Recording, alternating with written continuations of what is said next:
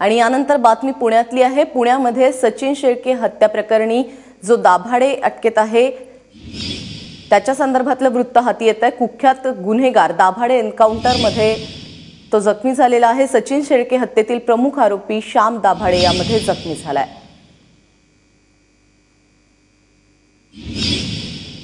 सचिन शेळके हत्या प्रकरणातील प्रमुख आरोपी आहे श्याम दाभाडे, हा एन्काउंटर मध्ये जखमी झाल्याचं कळतंय।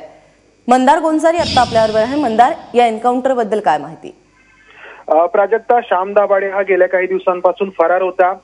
काही दिवसांपूर्वी तळेगाव दाभाडेचे नगराध्यक्ष आणि विद्यमान नगरसेवक सचिन शेळके यांची निर्गुण हत्या झालेली होती आणि या हत्येमागे श्याम दाभाडे असल्याचा पोलिसांचा संशय होता। श्याम दाभाडेवरती गुन्हाही नोंद केलेला होता आणि पोलीस त्याचा शोध घेत होते।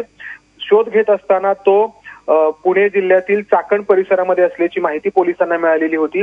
पोलिसांचं एक पथक त्याच्या पाठलागावरती होतं आणि त्या ठिकाणी पोलिसांना तो दिसल्यानंतर पोलिसांनी त्याला पकडण्याचा प्रयत्न केला, परंतु त्यांनी पोलिसांवरती गोळीबार केला असं पोलिसांचं म्हणणं आहे आणि प्रत्युत्तरादाखल पोलिसांनी जो गोळीबार केला त्यामध्ये श्याम दाभाडे गंभीररित्या जखमी झालेला आहे।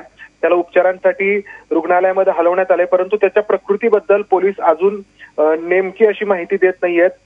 श्याम दाभाडे हा कुख्यात गुंड आहे। पुणे जिल्ह्यात खास करून मावळ परिसरामध्ये, तळेगाव दाभाडे परिसरामध्ये श्याम दाभाडेची गेली काही वर्ष मोठ्या प्रमाणात दहशत राहिलेली आहे। अनेक खुनाचे गुन्हे त्याच्यावरती नोंद आहेत।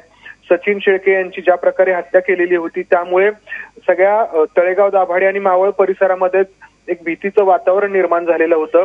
त्याचबरोबर आणखी अनेक गुन्ह्यांमध्ये त्याच्यावरती गुन्हा नोंद आहे। आरटीआय कार्यकर्ते सतीश शेट्टी यांच्या हत्येप्रकरणी देखील आधी त्याच्यावरती गुन्हा नोंद करण्यात आलेला होता, परंतु पुराव्याअभावी त्याची जामिनावरती सुटका करण्यात आलेली होती। अशा प्रकारे हा श्याम दाभाडे पोलिसांच्या अखेर गोळीला बळी पडला असं आपल्याला म्हणावं लागेल।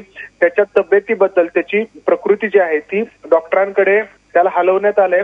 डॉक्टरच त्याच्या पुढच्या तब्येतीबद्दल माहिती देतील असं पोलिसांकडून सांगण्यात येत आहे। मंदार, तुर्तास धन्यवाद या सगळ्या माहितीबद्दल।